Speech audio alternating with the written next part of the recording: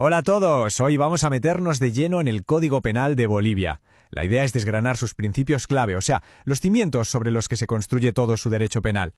A ver, antes de entrar en delitos concretos, hay que dar un paso atrás. Es fundamental entender el esqueleto de todo esto. O sea, ¿cómo decide la ley qué es un delito y qué no? ¿Quién es el responsable? ¿Y hasta dónde llega su brazo? Pues venga, vamos a empezar por ahí. Lo primero es delimitar el campo de juego. Vamos a ver cuál es el alcance de la ley, dónde, cuándo y a quién se le aplica. Aquí uno podrá pensar que es sencillo. La ley de un país rige dentro de sus fronteras y punto. Pero no, la realidad es mucho más compleja. El alcance puede ser, la verdad, sorprendentemente amplio. Vamos a ver hasta dónde llega. Fijaos, el artículo 1 nos lo deja claro. La ley boliviana se aplica, por supuesto, en su territorio, pero también, y aquí viene lo interesante, a delitos cometidos fuera que tengan efectos dentro de Bolivia, o a delitos cometidos por bolivianos en el extranjero, si no los han juzgado ya, claro. Y ojo, también persigue delitos contra la seguridad del Estado, incluso si los comete un extranjero fuera del país. Lo mismo pasa en barcos o aviones bolivianos. Como veis, su jurisdicción va mucho más allá de las fronteras físicas. Vale, pero las leyes no están escritas en piedra, ¿verdad? Cambian. Y esto plantea una pregunta muy interesante. ¿Qué pasa si alguien comete un delito y antes de que lo juzguen, la ley que lo regula cambia? Pues el artículo 4 nos da una respuesta que es, la verdad, oro puro en derecho penal. La regla es simple y es fundamental. Siempre se va a aplicar la ley que sea más favorable para el acusado. Da igual si es la que estaba vigente cuando se cometió el hecho o una nueva que ha salido después y es más benévola. Esto es un principio de equidad brutal, que busca proteger al individuo. Muy bien, ya tenemos claro el dónde y el cuándo. Ahora vamos a meternos en el qué. Vamos a diseccionar el delito, a ver su anatomía. ¿Qué es exactamente un acto criminal para la ley? Y sobre todo, ¿qué pasa si no se llega a completar?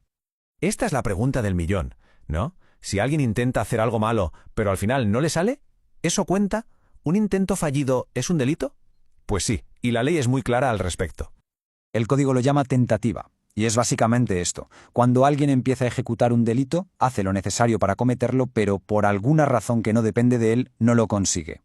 La ley aquí no dice, bueno, no pasó nada. No. Castiga la intención y esos primeros pasos, porque el peligro ya se ha creado. La pena, eso sí, suele ser menor que la del delito consumado, en este caso 2/3. Pero, un momento, ¿y si la persona se arrepiente a mitad de camino? ¿Qué pasa si es la propia persona la que decide parar voluntariamente? ¿La ley lo tiene en cuenta?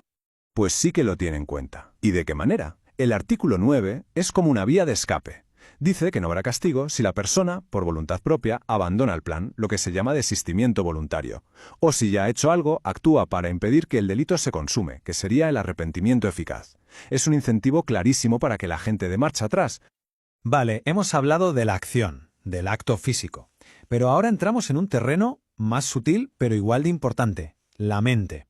Porque en derecho penal no solo importa lo que se hace, sino por qué se hace. La intención es clave.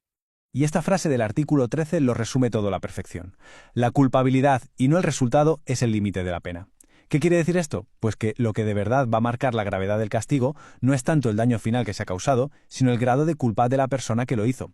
Es un cambio de foco importantísimo. Y esa culpabilidad se divide principalmente en dos grandes categorías: dolo y culpa. El dolo es, para entendernos, la mala intención, es saber lo que haces y querer hacerlo. En cambio, la culpa es la negligencia, el descuido.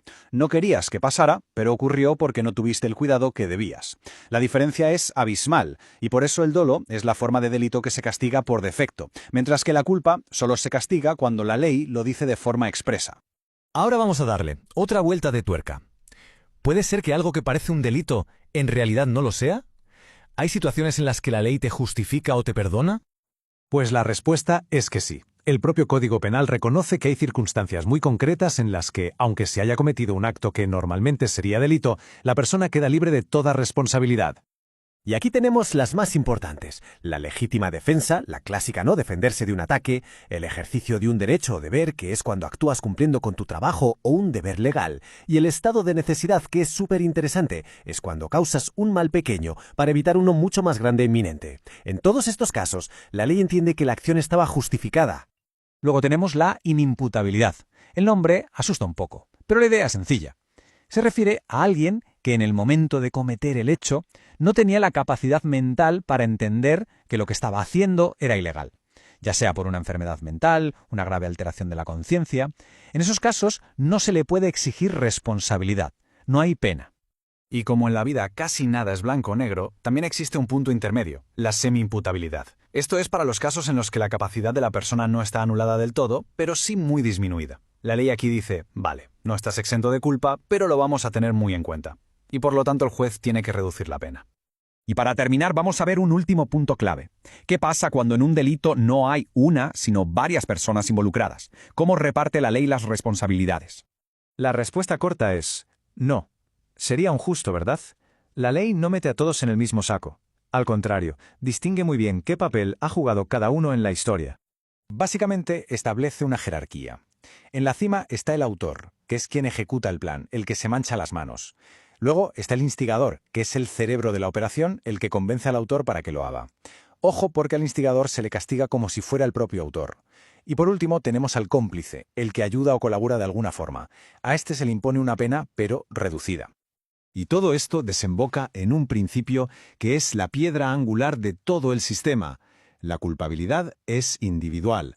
El artículo 24 lo dice clarísimo, a cada participante se le va a castigar según su propia culpa, sin que le afecte la de los demás. En resumen, cada palo que aguante su vela. Al final, después de ver todo esto, dónde se aplica la ley, la importancia de la intención, los grados de participación, queda una reflexión en el aire. Un código como este nos da las reglas del juego, el mapa, pero la justicia, la verdadera justicia, es algo que se busca en cada caso. Es un esfuerzo humano que va mucho más allá del texto escrito. Ahí lo dejo.